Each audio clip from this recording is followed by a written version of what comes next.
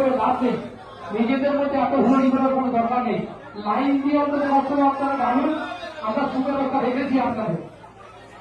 আমরা যত রকম পূর্ণ সবাইকে সাল হচ্ছে ততক্ষণ পর্যন্ত আমরা ভাগ দাঁড়িয়ে যাবো। আপনারা হুড়িটা করবেন না, বিশেষ করে মাতা নিজের